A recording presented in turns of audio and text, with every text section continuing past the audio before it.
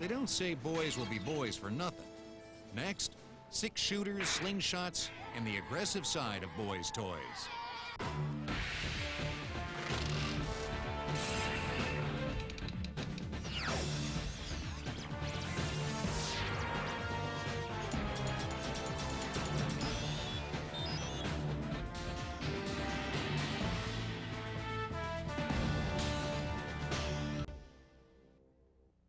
Cap guns are great, but they were certainly more bark than bite.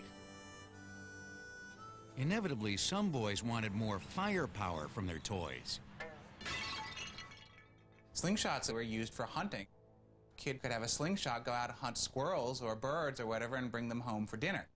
Now that we've gotten into a world where the kid doesn't have to bring home a squirrel for dinner, it's become play for target practice.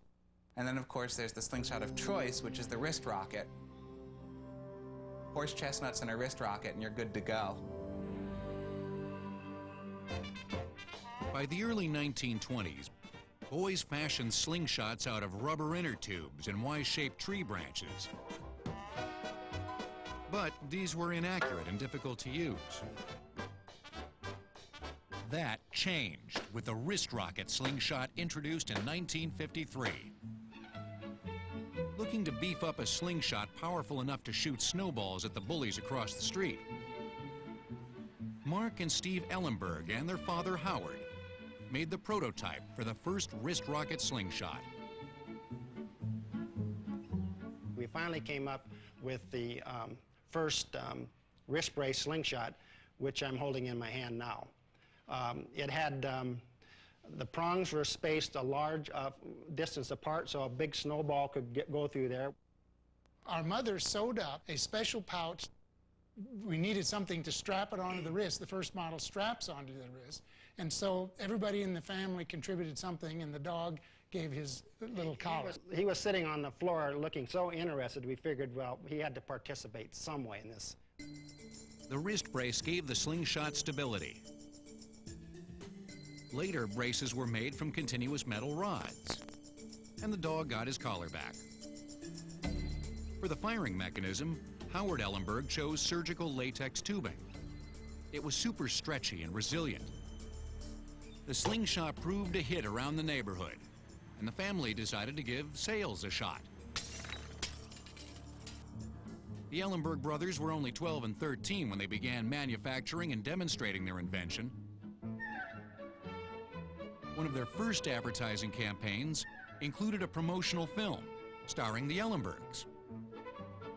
We wanted a movie to show that this was a new and exciting slingshot that could be like archery. We were good. We could hit almost anything. I shot an apple off of my father's head for the final shot for the movie. The only thing that was wrong about it was that the slingshot's so powerful that it shot, the marble went right through the apple and left it on his head. So my dad kind of jerked his head to have the apple fall off. And then, of course, the obvious happened. We soon realized you could not advertise someone shooting at someone else. Yeah, and we also shot a cigarette out of his mouth. You know, he was holding it up like that.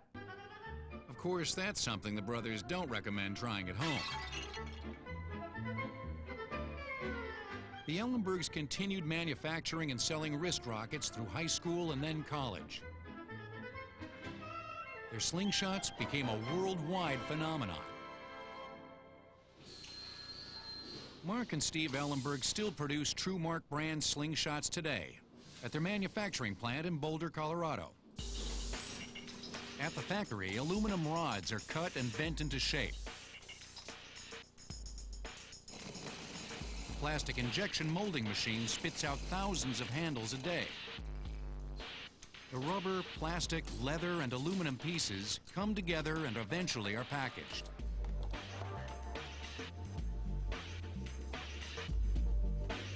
The latest Trumark slingshot has a 225-yard range, complete with fiber optic sights and recoil stabilizer bar.